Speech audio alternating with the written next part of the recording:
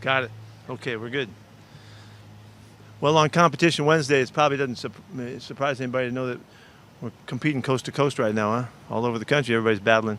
Um, it's a big day for us here getting ready. We got to get this week started on a really good note. And this team that we're playing, they're a new team for us, and we have to, kind of figure them out and see the schemes and make sense of it all. But this is a winning club, and they know how to win football games, and they've got playmakers, and they're really a solid team. So it's a really good matchup for us, and to go on the road as far away as we can go just about, it's a good challenge for us. Bob? Yeah, Pete, getting Carlos Dunlap out on the field today, just sort of what's the plan for him? Obviously, just throw him right into the mix there? Or well, the good thing is, he just took a week off, so he's been practicing and preparing and playing games and all that, so no concern about anything other than, how he handles the learning part of it, which he's a vet, and he already, just getting through our first walkthrough, he handled everything just right. So I don't see any restriction at all on him playing this week. We'll find out during the week and all, but really excited to have him out here, and he's really pumped about being part of it. Corbin? Sorry. Good afternoon, Pete. You guys reportedly met with Zach Moss in the pre-draft process, and he kind of busted out last week with 81 rushing yards for Buffalo. What have you seen from him and Devin Singletary on that ground attack, working with Josh Allen as well? Yeah, they're a really good 1-2 punch. Both guys play low to the ground. They both have good shake and bake, make you miss. Difficult to tackle. Zach is a little heavier than Singletary and runs with a little different style in that regard. But both of them are really efficient in traffic and make things happen. They're not anybody we can take lightly. Now they're really good football players. Singletary catches the ball quite a bit more, but I really like Zach a lot. Jen? Well, Buffalo is the best in the league when it comes to converting on third downs. What can you point to in their offensive scheme that's allowed them to be so successful consistently in that area? They're really creative, and they do a nice job with the stuff they do, but I really think it comes back to the quarterback. He just does a great job of making things happen for second shots in the passing game and then for taking off and running. He's a load to tackle and to get down. Hard to sack him. So he's really the show, and I think when you watch him play, you're going to see the QB. He's just going to catch your eye. He's going to make things happen. He's got a knack about going for it in difficult situations, and he likes to go physical and run the football tough. So I think the combination of the throwing game, of course, and the good receivers they have, scheme-wise and all that, when you have a guy that can make first downs with his legs, then it makes it really hard. And he's just really good at it. Tim? Hey, Pete. San Francisco had a player go on the COVID list today. Do you guys have to go through a contract chasing process? You just played them, and do you have any concerns about transmission? We don't have to do that, but we're concerned. Yeah, of course we are. We just played him, a few days back, so we are doing our homework on with the timing of his, his exposure and all that kind of stuff, and when he showed first and all that to make sense of it. We have to be tuned into that and see what happens. I know they shut down today, and they're playing tomorrow, I believe. So we'll see what happens there. And we just, all we can do right now is test and be aware of the connections. We just played a football game against the guy, so a lot of guys had some exposure. And then what is the status of your running backs for this week and the plan with Chris and Carlos and Travis? We'll see Chris on Friday and see how he looks. I'm going to give him till Friday to see what we can find out. It doesn't look like Carlos is going to make it. Still, we got to take care of the hamstring. So we brought in Alex Collins to help us out if we need it. He's on the practice squad right now, and we'll see how he works today. For sure, it looks like Homer is back, ready to go. That really helps us. DJ did a nice job last week. He and Homer, if they handle it, we'll be in good shape. And if we have an opportunity to get Chris back out there, we'll do that for sure. Jackie? Hey, Coach, what do you see on film from this wide receiver group? Allen has a ton of options he can go to, highlighted by the addition of Stephon Diggs, obviously. Yeah. Stephon is really a good player at doing everything. Route running, catching and running, getting deep. making the big catch. He's a fantastic football player and a true number one. Cole Beasley is a really good player in their offense too. They know how to use him. He's all over the place, and we've always had respect for him, making plays, getting open, tough catches, gritting out the 3rd and 5s and 6s, for him. He's really effective there. And they're real fast with the two guys that we saw in the Cardinals for years. So John Brown plays a lot, and he's really fast. Andre, they're good players. So we know the group, and we're familiar with them. We have a lot of respect for them. Thank you. John? Yeah, Pete, this will be your first game back in Buffalo since taking over this job. I know it's only a year, but you started your NFL career there. You also won your first game as a head coach there with the Jets. Is that place having Jeez, John, thanks for bringing that up. Thanks for bringing that up. It is fun to go back there. It's a unique place, and it was a unique experience. First year in the league, we were terrible the year I was there, and they couldn't wait to get some of us out of there. I got fired immediately after the season was over, and I'm talking. I'm miles from everywhere. And so it's fun to go back, and it's a unique, like I said, it's a unique place, unique area. I wish their fans were there because it's a great crowd too, and they love their football. Yeah, you got to get prepared for a variety of weather conditions that can change in a heartbeat and all that. It looks like we have pretty good weather coming. I ain't trusting that until we get there and see it. But so I like going back. And I think you might have touched on this a number of years ago when you played the Bills, but all the success Mark Levy had when you were in that same division with the Jets, that kind of made an impression on you, didn't it? Yeah, matter of fact, this offseason I did get a hold of Marv and was talking to him about some things that had happened back in the day as they were constructing their offense and doing the things that they did. And we had a couple really good conversations about it. I was honored, to have a chance to visit with him, and we went right back into to what was happening, because I was the defensive coordinator at the Jets for 4 years playing against the K-Gun. Nice way to learn how to coach in the NFL. They were fantastic, and always had great regard for all that they did and the way he coached and all of that. So it was really fun for me to have a chance to visit with him. It's really the first time I really made the effort to do that. But that was just in an effort to compete, and it wasn't about playing Buffalo. It was about just putting our own team together and dealing with tempo offense and stuff like that. Chris?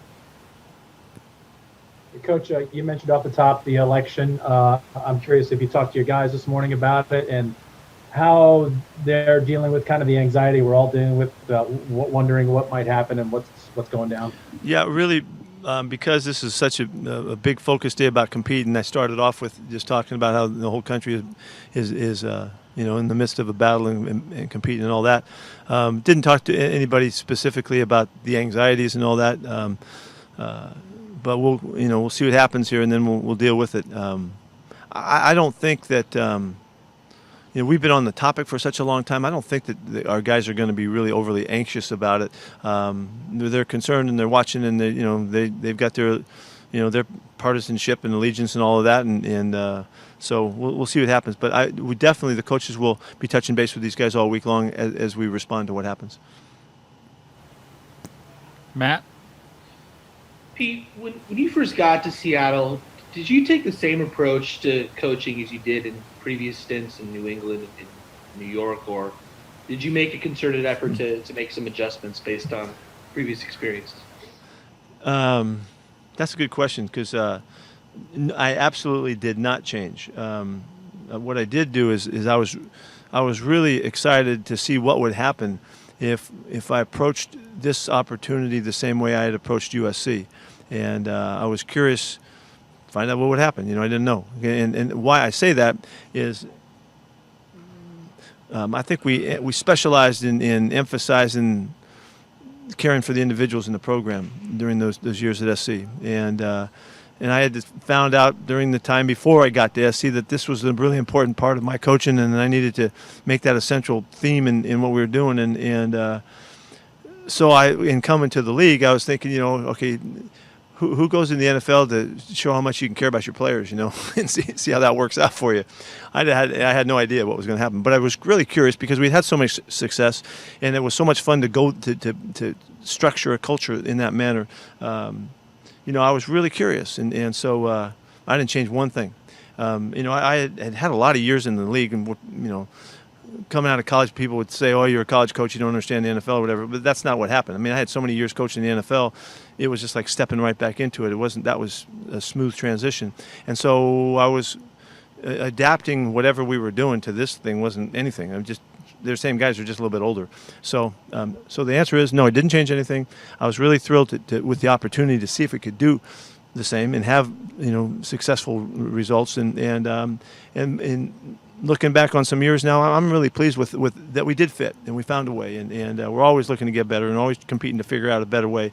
But the main theme of what we did was really worked out. I want to help people be the best they could be, and that's what we did. And so it's maybe let me say one other thing here, that over the years, with all of the different wonderful character players that we've had, you might wonder, how that worked or how you could figure out how to make guys fit into your program. I didn't do it that way. I tried to figure out who these guys were and tried to see how we could best help them have a successful experience with us, and the other way around. And if they didn't fit, then we fired them. That was the only way to let them go. But if they could fit in with the things that we were doing, and they could find the way to express their own ability and their own makeup and their extraordinarily unique way that they are, then we could have a good go at it. And that's been what we've been doing, and it's been a lot of fun. Thank you. AJ? Coach, a few quick injury things first before my real question. Sorry if I missed this. Did you give us an update on Adams, Jamal? He's practicing today. He's full go. I'm really excited to tell you that he's gotten all the way to the point. He was so close last week and would have had a chance last week. We couldn't quite get caught up, but he's ready to go and pumped, and we are too. Really looking forward to it. And Shaquille? I don't know yet about him. We've got to take it later into the week. As of right now, he will not practice today. Okay, and then my real question is, last week the defense made some big strides moving forward, but yet again this week you're also integrating a mix of new and old players into your defense. So what is the balance in letting guys like Ryan Neal, who have made such big strides while Jamal has been out, but then also mixing back in Jamal? How do you continue to get the guys to grow while mixing in new people? Well, there's some artwork to be done here, to do that. I've been saying to you guys that we've been waiting to get guys back, and really part of this is to get Jamal back in the fold here, so that he can start to work with Bobby again and start to establish that in Dunbar and guys he hasn't had a chance to play with. He hasn't played with Jordan Brooks much at all, So, and the addition of Carlos also gives us a chance. We're taking a step forward here, and I'm really grateful that last week you could see that we got better last week, and so we're going to try to add on to that and keep going. Some guys will get more playing time than others, and we'll work that out as the week goes on. I really, right now, Jamal is just practicing for the first time in a month, so I don't know what to tell you, although he looks great running around and he should be okay, but we'll have to figure that out, and we'll have to weigh in how we mix the guys, in the rotations. Michael, Sean? Pete, when you guys were gathering information on Dwayne before trading for him, what were the traits that stood out to you? Dwayne Brown? Yeah, Dwayne in 2017. Yeah. Well, it was really obvious that he was really athletic and all of that. We had no problem with the physical side of it. We didn't know the guy well, so we did our homework and research and all of that, crossed over wherever we could, tried to learn as much as we could about his situation that was going on there, because there was some kind of conflict where he hadn't been playing, and then he played in our game, if you remember, and then we took him the next week. But all of the homework that we did in the research was about the character of Dwayne and his work ethic and his commitment to the game. And those things were so strong and so obvious, and we were able to really validate that it made it, we were fortunate to get a guy like that had background and stature and would stand up for what he believed, which is kind of what kind of ended his time there in Houston to a certain extent, and which I was thrilled to bring into our club, and it's been a great move that we made to get him. He's given us leadership and guidance and toughness and physicality and all that stuff, and been a great example for young guys. And beyond that, he's the best worker of the big men we have, in the off season and in the weight room and in the season and all that. So he's an invaluable guy in our program. One clarifying question on the injury front. Shaquille, is he not practicing because of the hamstring or the concussion? He's not cleared on the concussion as far as I understand, but he will be, it sounds like. And so it's really about the hamstring. Thanks. Art?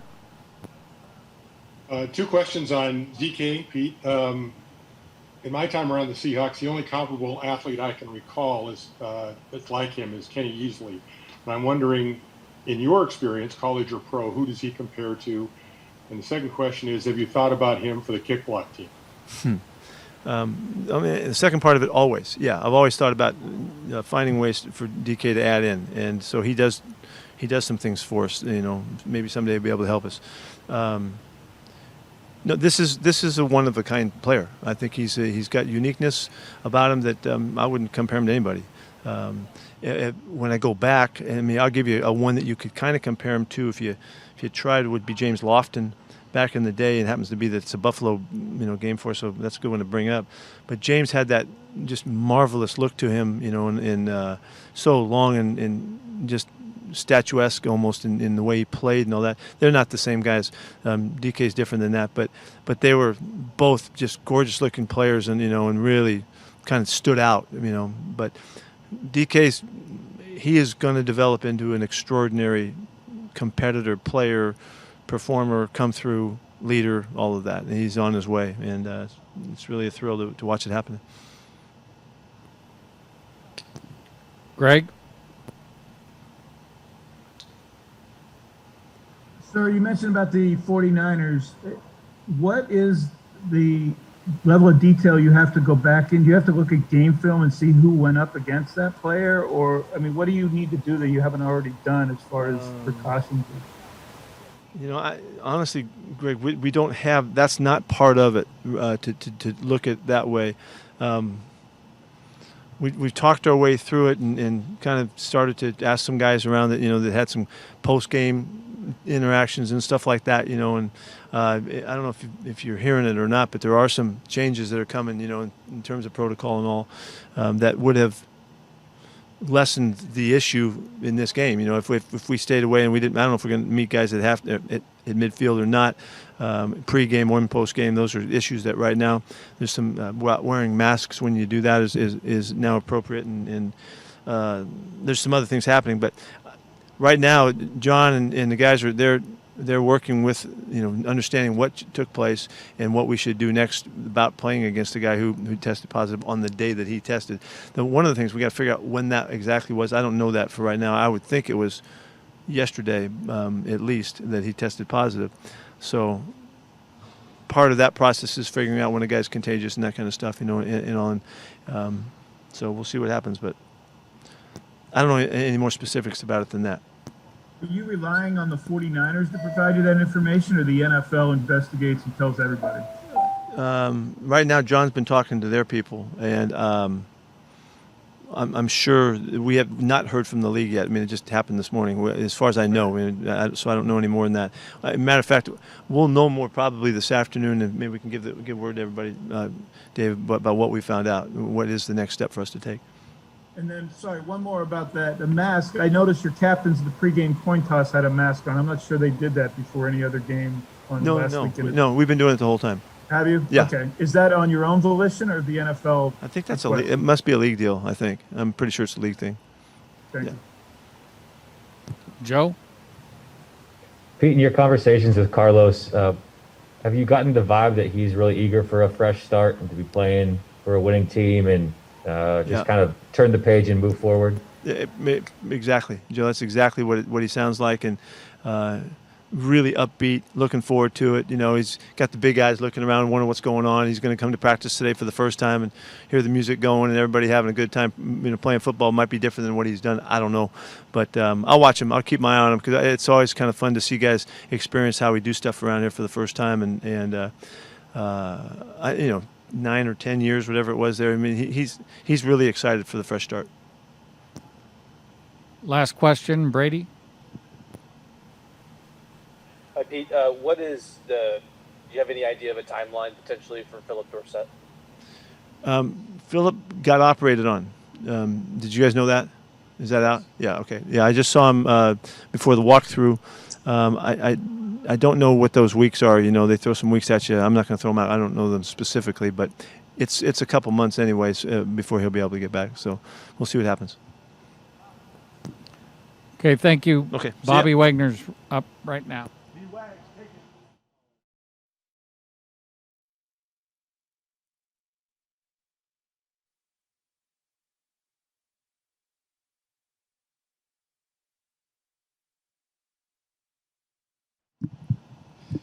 We have the NFC Defensive Player of the Week, Bobby Wagner. What's up, everybody? John Boyle, do you have a question for Bobby?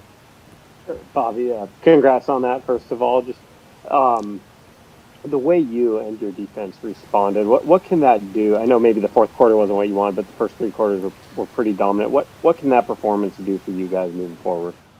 I just think it gives us confidence. It shows the guys what we're capable of doing in night in, night out basis.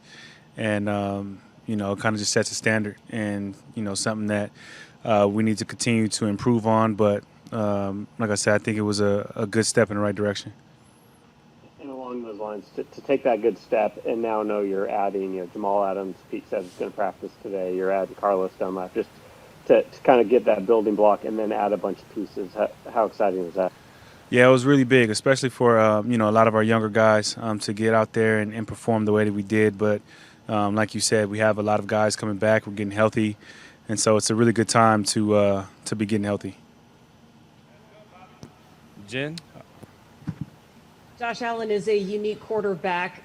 First, is he compared to anybody that you played against recently? And second, how do you make sure that you stop him, particularly on some of those third down plays where he can just rush for the first down?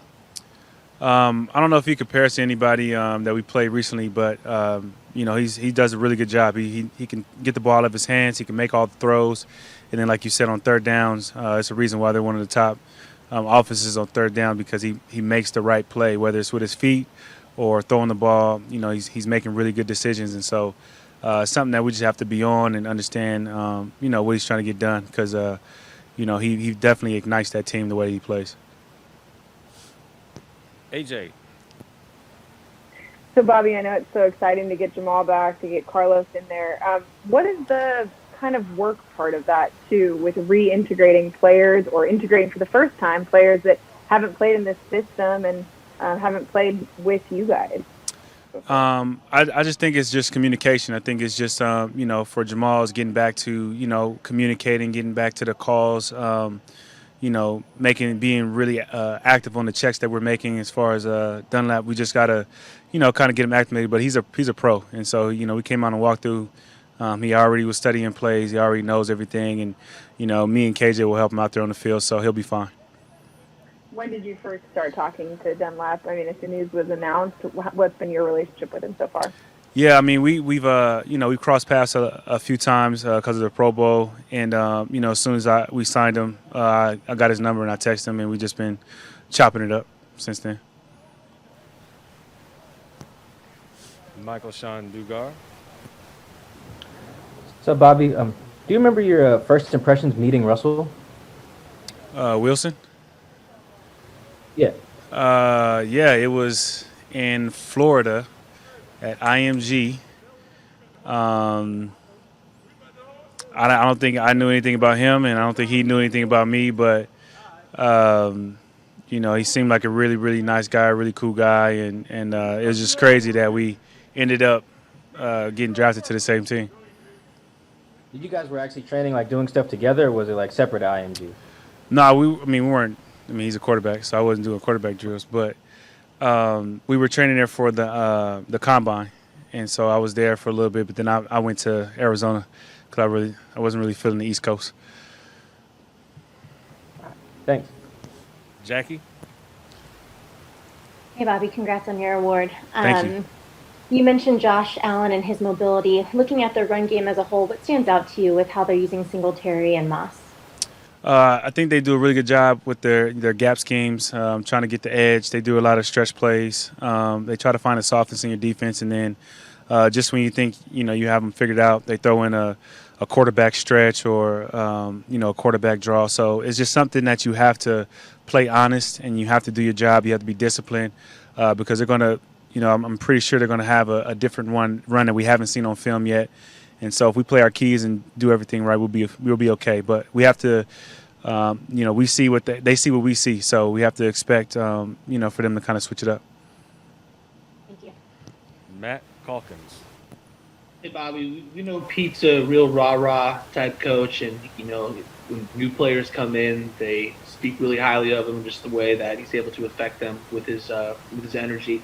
9 years in, does it still have the same effect on you, or is it a little bit different now?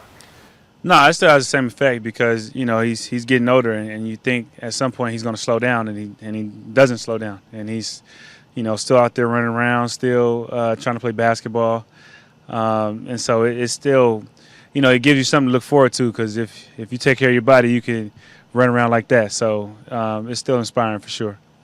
How's his hoop game? It's cool. It's cool. He's not. You kind of get around him a little bit.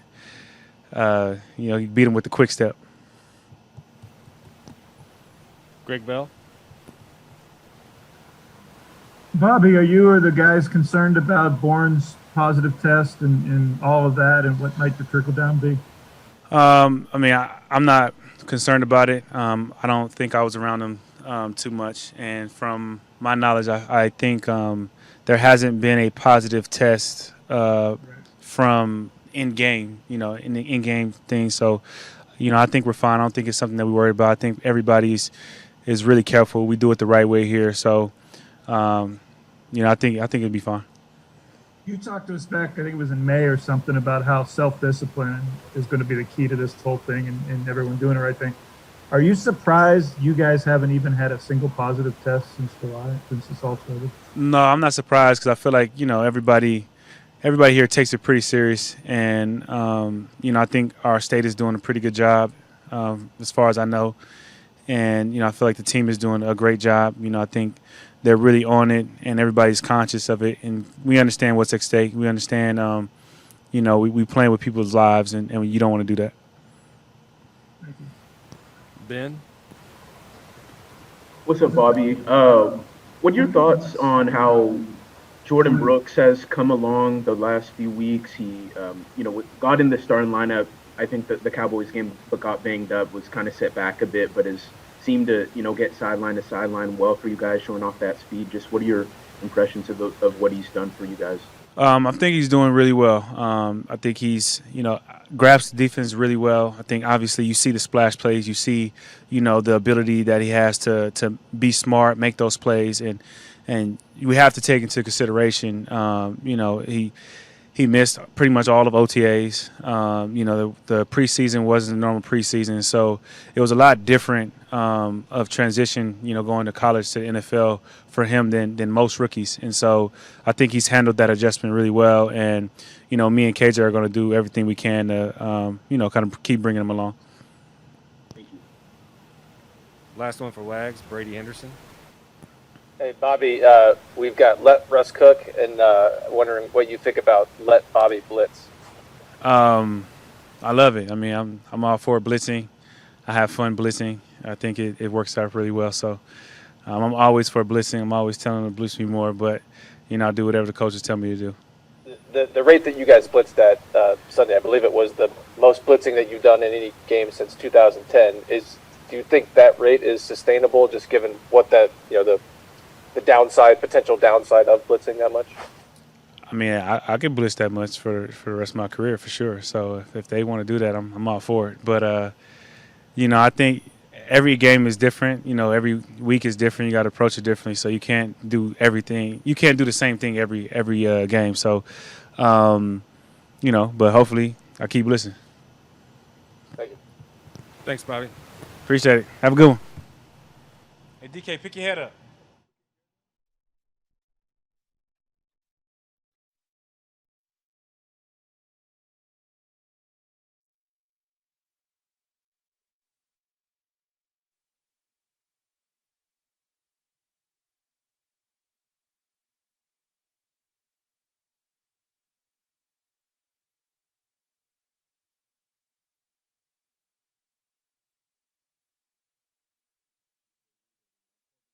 have a question?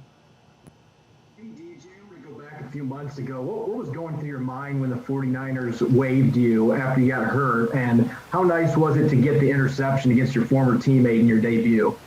Yeah, well, when it happened, a lot was obviously, going through my mind. I heard it bench pressing in the off season, about three weeks to a month before training camp. And when I did it, I knew that I tore something because I heard 2 pops. And when I got released, I honestly, I kind of expected it to happen. I kind of expected it to happen. It was a possibility, and obviously I felt some type of way about it because no one wants to get released. But I understood it was a business, and the way my agent and John Lynch basically said was nobody would pick me up because I have a torn pec, because the average recovery is 6 to 12 months. So my mindset kind of went to, okay, I'm gonna just take this time to spend with my family and just rehab slowly for next year. And then when I got the call the next day from the Seahawks, obviously my mindset changed. I wanted to speed up my recovery process. So it was a lot. It was a lot that happened in that 24-hour process. Joe Fan. DJ, how much fun did you have on Sunday, and was there a little bit of poetry involved, given that it was against the Niners? Oh yeah, I mean honestly, when I tore my pec and I ended up coming here, I looked at the schedule to see the earliest time I could get back, and that time window was in between 3.5 to 4 months. And God works in mysterious ways. That's when we're playing the Niners, and I told myself I'm gonna get back for that game. So that was definitely motivation, and for it to come into fruition, for it to happen, just really, God is really real, and visualizing and working hard every day will take you very far in life. John Boyle. Yeah, DJ, Pete Carroll's talked a lot about your versatility, that they've seen you kind of playing all over. With the nickel role in particular, what makes that a good fit for you, and what do you like about it? Yeah, I would say I'm very sticky in coverage as far as man-to-man, and I think, that goes a long way. A guy that could cover, especially in the slot, it's a little different than corner. You have to be, you have to have lateral quickness, and I feel like I have that. Also, just with blitzing, I'm very explosive, so I can get to the quarterback really fast. And obviously, Snyder, he's seen something in me because I started my rookie year, the second game, playing against Doug. So I feel like they based it a lot off that game, and that's why they took the chance to get me. Which game? Your rookie year against you were going on, Doug? Yeah, the Niners played the Seahawks. The second game, they won. Now, I was playing against Doug Baldwin, so that was a fun matchup. How'd that go for you? Yeah, in man-to-man, I did pretty good against him. In zone, though, he did his thing. So, he was a good football player. Curtis Crabtree. Hey, DJ, when did you start to think you could actually get back from this year? I mean, as you mentioned there, you know that a pec's kind of a 6-month sort of thing, and we're not at 6 months. So when did you start to think that you had a chance to get back and play? I mean, honestly, once I looked at everything, just when the Seahawks got me, I knew I could get back fast if I rehab deliberately, and my body heals really fast because I tore my labrum and I got back from that fast. So I knew if, I took it day by day, I would be able to come back pretty fast. So it wasn't a surprise when I came back fast, just from the way that I work when I'm training and rehabbing. Bob Condotta.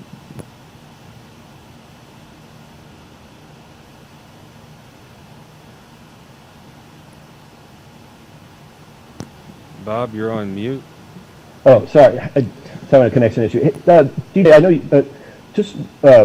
the road you sort of took to get here, having to walk on at Fresno State and going to a junior college and all of that. What was that all like? Was there ever a time in there where you thought about giving up football at all, or? Yeah, definitely. After I left Fresno State, I kind of was feeling kind of down just with what I'm going to do in my life, whether football is going to work or not. Am I going to just get a regular job? So it was kind of like a reality check, and I went to JUCO. I went to Cerritos Community College. By the grace of God, I got a scholarship out of there, and I made it work when I was at Kansas State. But I feel like just my whole path that God has put me on has prepared me for this moment and moments to come. Honestly, nothing could really faze me. I mean, a lot has happened this past year, especially.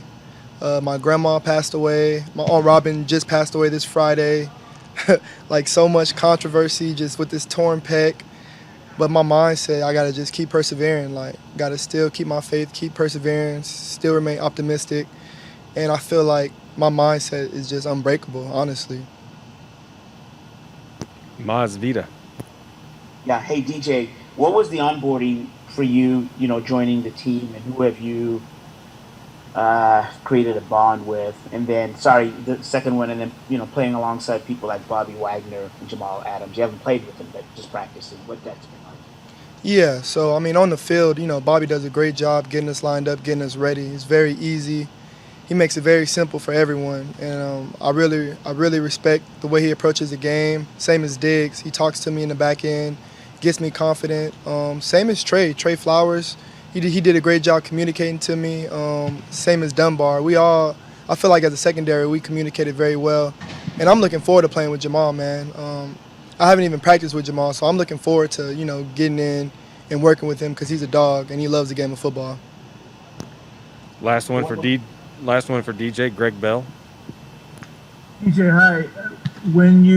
How'd you find Cerritos, or you said you were about ready to move on with the life's job? What options were you thinking that wasn't football or college? Man, honestly, I had no idea. Like, I was just thinking about just getting a regular 9-to-5 job because my mom was struggling at the time. And I thought of Cerritos. I had a mentor from high school named Alan Thigpen. He is a part of this program called We Are Game. And he basically told me about Cerritos. So we visited about 3 JUCOs and ended up coming up with, we felt like Cerritos was the best fit, just with the academic side and being able to get out in 1 year, because that was my goal. How's your mom now? Where is she? Oh, she's doing good. She's still in Bakersfield, California. That's where I'm from, but she's doing really well. When you took the field on Sunday, was there any moments of thinking back to that after maybe you thought your career was derailed again? No, man. Honestly, like, I'm just very optimistic, so I just, life is not going to be smooth. Like, it's going to be bumps in the road. It's going to be all type of controversy, so I'm kind of immune to it, and I just adapt to what happens. Thanks, DJ. Bye, you guys.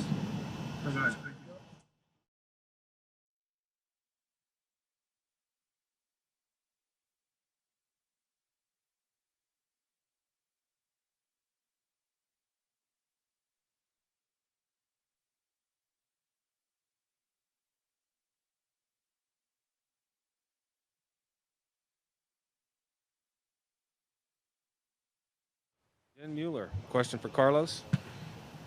Carlos, what's your level of excitement in getting out to your first practice? I know there was walkthrough earlier today, but can you rate your level of excitement to be here? I'm super excited. I mean, this is a whole lot better than the hotel room I've been in the last 6 days. I get a lot more space, especially here at the facility, the VMAC, as I've been told. What do you expect from practice? Well, based on this walkthrough, guys fly around. It's pretty crisp. It's high energy, upbeat. Coaches are upbeat, and the team meeting. Coach, you gotta be on top of your P's and Q's.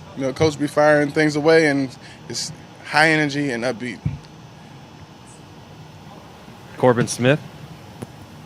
Hey, Carlos, welcome to Seattle. I was curious about this. Pete Carroll told us after the trade went through that he reached out to you, and one of the things he wanted to clarify quickly is that you were going to be playing the Leo defensive end spot in this defense. How important was it for you to hear that, given that that's the position that you want to play and dealing with the defensive scheme changes you had in Cincinnati?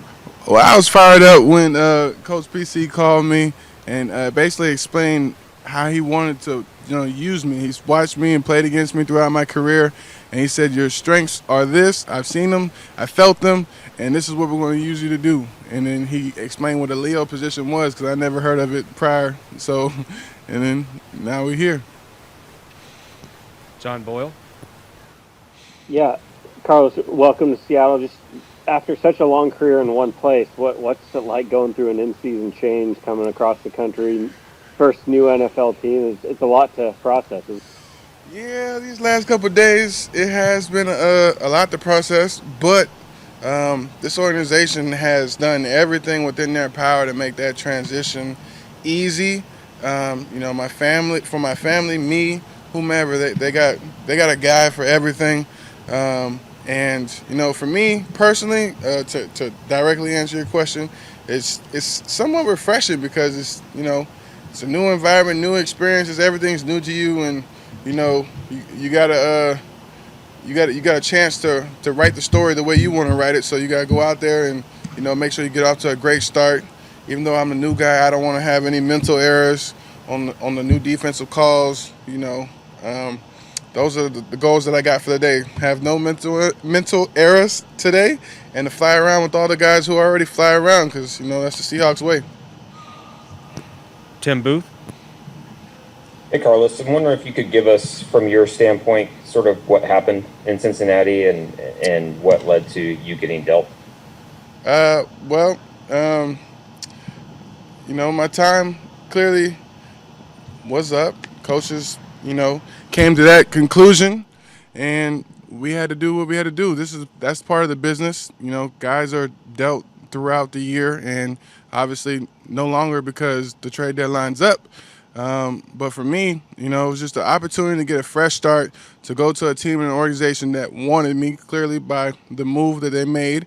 And from talking to the coaches here, they want to use me to, play my strengths. They believe that I still have plenty of juice in the tank. They've seen, the Philly game and how I respond to adversity and how I can still play. And from playing against them last year, those are the things they want me to do. And I feel like I got plenty of years left to do it, so I want to do it now. And we're going to start Sunday, set the tone Sunday. Joe Fan. My question was asked, so you guys can pass and give someone else. Bob Condota. Yeah, Carlos, it was reported you redid your contract a little bit as well in agreeing to come to Seattle. Was that a tough decision at all? And do you want to kind of try to stay here for the long term, or you have a thought on where things go? Or? It wasn't a tough decision. With the way things were going, I had full confidence and faith in betting on myself and betting with the Seahawks. Who else would I want to bet with? It was like a win-win situation. At this point in my career, if I was to ever play and put on another jersey, I wanted to go to an organization where I was the last piece to help them win and get a Super Bowl. I didn't want to ride the wave of, when I thought about it years ago, it was the Patriots era where, they're always going to be in the Super Bowl regardless of who they have at defensive end, those type of scenarios. I wanted to go where I can contribute to winning. That way I can, get the full experience and earn my keep. So, I put my money where my mouth is, and now we got to let my pad speak, as they would say here. Curtis? Hey, Carlos, from what you have seen and walked through and getting the playbook and such, how well do you feel you do fit in the outlook of what they told you about for this defense? I feel like it's a great fit. I mean, these guys fly around. I've been an edge defender my whole career. I've been left end, been right end, been in the 4-3 style, and this is what we're doing here. I'm being asked to do what I've done my best football doing, so it's a win-win situation for me. I don't know how to explain it in any clearer terms, but this is definitely a win-win situation for me. I'm excited and fired up to do what I do, and then be on the other side. And clearly, with all the banners that they got up in here, they're used to being in the big games and being on the better side of the big games, and I want to compete with those guys and help them win those big games, whatever it takes. Last one for Carlos, Jackie. Hey, Carlos, welcome to Seattle. How would Thank you you. describe your playing style, and now that you know what the Leo role entails, how do you think it fits specifically to that position? I get to be aggressive. I'm explosive off the ball, setting the edge. I've been a dominant, consistent edge guy my whole career. I mean, it speaks for itself. I don't have to talk about that. And And if you look at the tape, there has not been any drop off. So I just want to say that I'm revived, refreshed, and I got an opportunity to reset and write this chapter myself. So I have full confidence in grabbing the pen and writing it the exact way that I want to, and looking forward to this first start on Sunday of putting that those first words, that first paragraph down, and the Seahawks have given me a golden pen. Thanks, Carlos. Thank you. Appreciate it, everybody. Go Hawks.